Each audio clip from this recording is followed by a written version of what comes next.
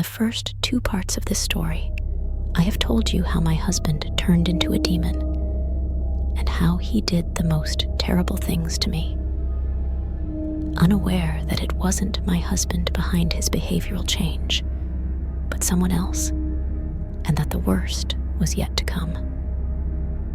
I will now tell you all about this in the last part of this story. After the argument at Amir's house, we drove to my parents' house. Things were not going well with me here. Due to not eating for so long, I had become weak. I would faint with every effort, and my grandmother advised my parents to find a pandit for help. My parents agreed, but they also saw that I was not able to walk or go anywhere now. They decided to shower me, and my grandmother rushed to the kitchen to prepare a good portion of dinner. My father explained that when he asked what was wrong with me at Amir's parents' house, Amir said that nothing was wrong and that I would come soon. According to Amir, I had gone grocery shopping and would return to his parents afterward. This, while he had left me alone in our house for 2 weeks without food or drink. My father said that the moment he mentioned I was outside in the car, Amir seemed to go crazy. He growled and ran outside, shouting that no one, absolutely no one, could take me away from him. While this happened, Amir's father calmly watched TV, and his mother happily smiled at my father. Because I was still very weak, my parents decided to put me to bed, and my father tried to contact the pandit. I had not been in bed for 5 minutes when the room went dark in my eyes. It seemed to darken slowly, and when it was almost black, a large black shadow jumped on me from under the bed. The shadow grabbed me by the throat, and I tried with all my last strength to fight against this shadow. The figure seemed to get a face, and it seemed as if I saw the outlines of a large dark man. His face became clearly visible, which startled me and gave me the strength to scream. I screamed, and my family in the living room ran to the room. I was bleeding without any apparent cause.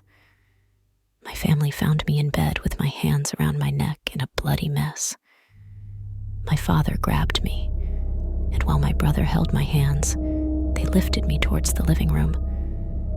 My mother screamed that we would not wait for the arrival of the pandit, but that my brother had to fetch him urgently. My brother returned after an hour with the pandit.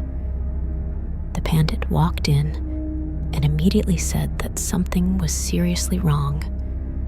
He was shocked by how I looked, but immediately stated that he could not help me. According to the pandit's words, there was a powerful demon around me that he could not remove without becoming a victim himself. He didn't even want my brother to take him home. I still hear him saying, "I will pray for you, but I cannot help here. You don't have to drop me off at home. I'll call a taxi." And he walked out the door. The days passed, and several pandits, voodoo priests, and doctors, but no one could help me. My situation got worse day by day. I had more and more trouble with that black shadow, and I kept losing blood. My family sat constantly by my bed and helped me with everything. I could hardly do anything myself anymore. I was assisted with eating, showering, dressing, and everything else. It seemed as if I could die at any moment, because every evening my parents prayed beside my bed to God for salvation, but nothing helped. So I secretly started to long for the end, and every night I told my parents that I loved them, and that if I were no longer there, they should remember me as I was before I got married and moved to Amir. One morning, the phone rang, and my father's uncle had heard what was going on. My uncle naturally had a loud voice, so I heard him say to my father that he was angry because no one had told him anything. He said that my father had to take a picture of me and send it to him. He knew a pandit from a village known for performing exorcisms. Just hearing this word gives me chills. People from Black horror stories. Before we continue, I want to ask you to press the like button. This helps us to go viral. And don't forget to share this story on your own socials. The next morning, my uncle came with this pandit to our home. I was sitting on the couch, and the moment he walked in, I felt restless inside. I felt anger, fire, fear. It was a very strange feeling. I became so restless that I started screaming, "Mom, Mom, Mom, get that man away from here. Get that man away." My mother took pity on me and wanted to comply with my request. She told my uncle that they couldn't come into the living room. My uncle laughed and said, "If you want to believe what the demon says, it's up to you, but we're going to work today. Make room." My uncle and the pandit he was with came closer, and I felt my body rebelling. Suddenly, I got strength and stood up to fight with them. The pandit shouted that the demon was trying to take over my body, and that everyone had to come help to put me on the chair. People. It was a fight in the house. I had become so strong that it took 5 adult men to get me onto a chair, with each one holding me down. The pandit took his bag and sat opposite me on a chair. He said that he had already done the groundwork at home, and that he had received his message in a dream at night. Shantal has only 3 days left to live if we don't get to work.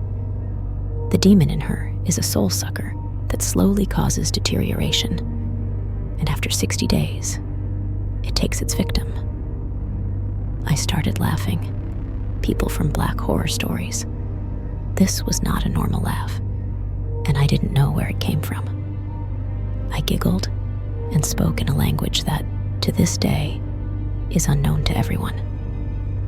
The pandit then told my parents that he had done heavy work on me, and he also knows where it comes from. However, he cannot tell anything about it because that is not his task.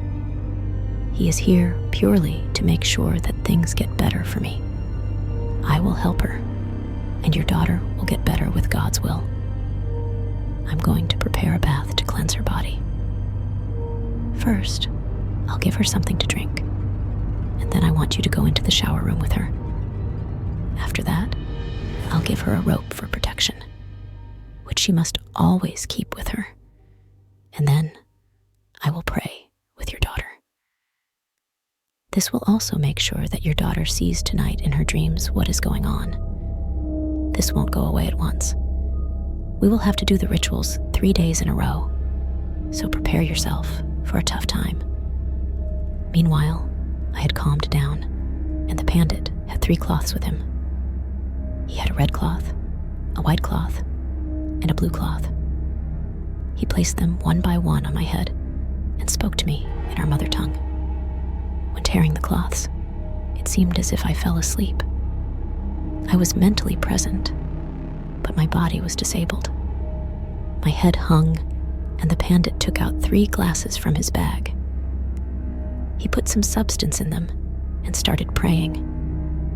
He said that if the demon was still present, the color of the substance should change, and in no time, the color of the substance changed to dark black. Everyone looked at each other, and at that moment, my eyes opened, and I started laughing loudly again.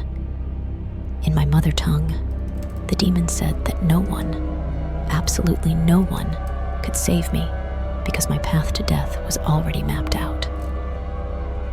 No one said anything, and the pandit stood up and calmly sat across from me again. He looked at me and said, "Shantal, if you are somewhere there, fight. Take my hand, and I will help you. You are way too young to die." Upon which my family also started praying, and I heard people from different sides saying that I should take his hand. I felt myself slowly coming to, and after After a few minutes, I cautiously gave my hand to the pandit. He took my hand and started praying calmly.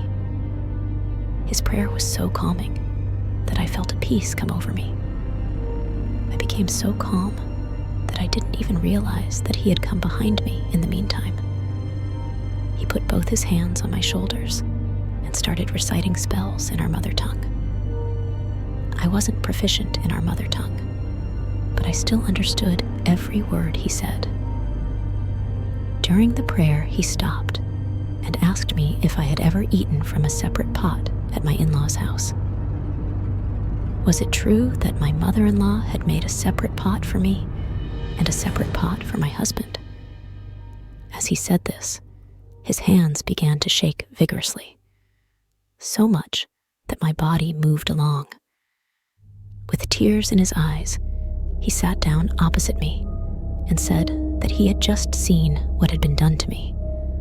He mentioned that I would receive my message from my ancestors in a dream, and it turned out that my ancestors were weakened, and through his bath and rituals, they had been somewhat strengthened again. He asked if Amir and I were planning to move, and I was shocked by this question. I was shocked because my parents didn't know this, but indeed, Amir and I were planning to move closer to my parents. Amir saw that I was not happy so far from my family and wanted to do everything to see me happy. Amir had only told his sisters about this, as mentioned in part 1 of this story. The pandit said that everything Amir had done was not his fault. His parents had manipulated him because they were jealous. He pointed to the glass with the discolored substance, asking me if I saw the color of the substance. "Do you see that, girl? Do you see the color? That is black magic, but not just black magic. This is a very old black magic that you don't come across quickly. You will see it all tonight, and when I come back tomorrow, I want you to tell me in detail what you have seen." He took the 3 glasses and told me to drink from one of them. We had to bury the glass with the discolored substance in the garden, and the 3rd glass had to stand in my room. Tonight, she will see everything, but she will also see what your family, he pointed to my father, did to her just before the wedding. Everyone looked surprised, and the pandit said that there was a man in my father's family who did not want the wedding to proceed, and that's why he had done heavy work on me. I was completely confused by all the stories and felt mentally exhausted. The pandit asked my mother to prepare a large basin in the bathroom and bring dry clothes. "We are going to cleanse her body so that your daughter can live. During the bathing, you must not say or be shocked about what comes out.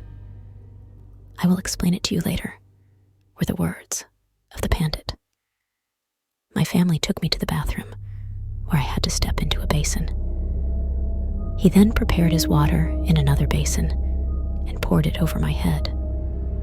During the bath, the pandit spoke in a certain language, and I noticed that my body started trembling. I looked at my body and saw green pus coming out of me.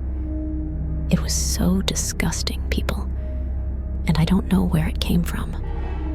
The pandit said that I should remain calm and believe in a good outcome. He pointed out to my family that no one should say anything while he was busy, no matter how scary or disgusting it might look. He kept praying, and after a while, you could clearly see that the green pus from my body turned black. People, this was so dark black that I get shivers when I think about it. After some time, he looked at my family and said that his work for the day was done. "The body of your daughter has been cleansed, and she has just been given a second life because it was not her time to go. Put her clothes and the water in a large bag and throw it into running water. It had to be genuinely flowing water so that the bag and the demon could be carried away by the water. He took my hand and asked me to join him in prayer. He expressed that I wanted to receive my messages tonight, and that these messages had to be clear. Leave nothing to chance, and show Shantal in detail what was going on. He greeted us and said he would see us again tomorrow. It's been a tough day, dear. Go eat and rest well. Tomorrow, we'll go at it again, but then you'll know more. The pandit bid farewell and left. The house was quiet. Everyone was shocked by what had happened, and no one could make sense of it. My father fetched some food from the kitchen, and I ate like a wolf, so quickly that I choked a few times. After eating, I was so tired that I went to bed, and that's when I had my dream. In my dream, I was in a beautiful land where it was sunny, and the people were kind. I looked around and saw Amir's parents crossing the road hand in hand, accompanied by a tall, dark man. People, I was startled in my dream, because this was the same face that I saw emerging from the shadow that tried to strangle me. They walked to a place where they were clearly burning human bodies. I saw human bodies lying everywhere, people who had been dead for some time. I also saw another couple telling the tall, dark man that they had no money for a cremation, so they were handing her father over to this man. He took the body and began to cut off body parts, setting aside a finger and an ear from the deceased. Then he threw the body onto a pile with other bodies and set it on fire. Next, I saw the man walk to an altar, and Amir's parents followed him. Once at the altar, he sat on a chair that resembled a throne, and Amir's parents knelt on the ground before him. In between them, I saw a cross made of ashes, and in the center of the cross, there was a picture of me and Amir.